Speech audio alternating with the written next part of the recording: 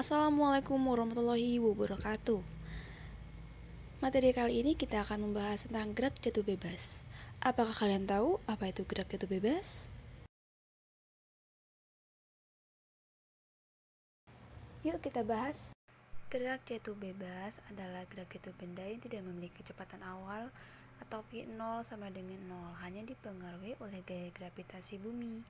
Jika selama benda itu jatuh, hambatan udara diabaikan, maka percepatannya konstan atau tetap dan besarnya sama dengan percepatan gravitasi bumi. Nah, selain itu, waktu yang dibutuhkan benda saat jatuh tidak bergantung pada masanya, tapi bergantung pada ketinggiannya. Nah, perlu juga diingat, gerak jatuh bebas berbeda dengan gerak vertikal ke bawah. Meskipun kedua benda sama-sama bergerak jatuh tegak lurus ke bawah, tapi pada gerak vertikal ke bawah benda masih memiliki kecepatan awal tertentu, atau V0 tidak sama dengan 0. Terdapat 3 situasi yang berbeda untuk benda yang jatuh ke bawah. Yang pertama, benda bergerak vertikal ke bawah tanpa kecepatan awal atau tidak ada V0-nya.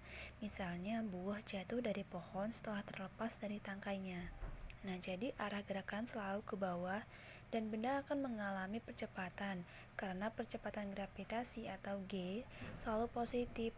Dalam fisika disebut gerak jatuh bebas. Nah, yang kedua, benda bergerak vertikal ke bawah dengan kecepatan awal tertentu, ada V0-nya. Misalnya, batu yang dilempar vertikal ke bawah, arah gerakan akan selalu ke bawah dan benda mengalami percepatan karena G selalu positif. Dalam fisika disebut gerak vertikal ke bawah. Dan yang tiga, benda bergerak vertikal ke atas dengan kecepatan awal tertentu. Nah, setelah mencapai ketinggian maksimum, benda bergerak kembali ke bawah. Misalnya kita melempar kelereng vertikal ke atas. Nah, ketika bergerak ke atas, benda mengalami perlambatan atau negatif. Nah, ketika bergerak ke bawah, benda mengalami percepatan yang positif. Nah, dalam fisika disebut dengan gerak vertikal ke atas. Jika dicontohkan, sebuah kelereng dan selembar kertas dijatuhkan dari ketinggian yang sama dan secara bersamaan, maka mana yang akan menyentuh tanah terlebih dahulu? Nah, akan kita jawab, Aristoteles menyatakan bahwa pada gerak ke bawah, sebuah benda yang memiliki berat lebih besar akan dipercepat sebanding dengan beratnya. Pernyataan ini tampaknya cukup masuk akal. Nah, jadi di mana apabila selembar kertas dan sebuah kelereng dijatuhkan dalam waktu yang bersamaan, akan didapatkan bahwa kelereng lebih cepat sampai di tanah daripada kertas. Nah, oleh karena itu, pendapat Aristoteles tersebut bertahap cukup lama.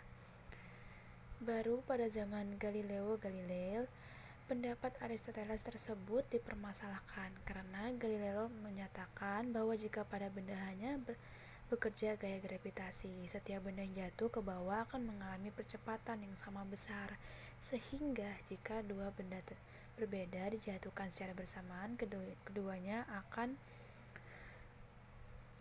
mengalami percepatan yang sama besar, sehingga jika dua benda berbeda dijatuhkan secara bersamaan, keduanya akan sampai di tanah dalam waktu yang bersamaan. Benda yang melakukan bergerak jatuh bebas tidak terpengaruh pada massa dan ukuran benda. Gerak jatuh bebas merupakan contoh gerak lurus berubah beraturan. Karenanya rumus gerak jatuh bebas pada dasarnya sama dengan rumus gerak lurus berubah beraturan dan disesuaikan dengan kondisi gerak jatuh bebas. Nah, pada gerak jatuh bebas, V0 sama dengan 0 dan A sama dengan G, maka kecepatan saat menyentuh tanah memenuhi persamaan Vt sama dengan akar 2GH. Ketinggian benda saat dilepas atau jarak yang ditempuh benda E sama dengan V0T plus setengah AT kuadrat dengan S sama dengan H, V0 sama dengan 0 dan A sama dengan G didapatkan H sama dengan setengah GT kuadrat. Nah, waktu yang dibutuhkan untuk menempuh ketinggian H dengan rumus T sama dengan akar 2H per G.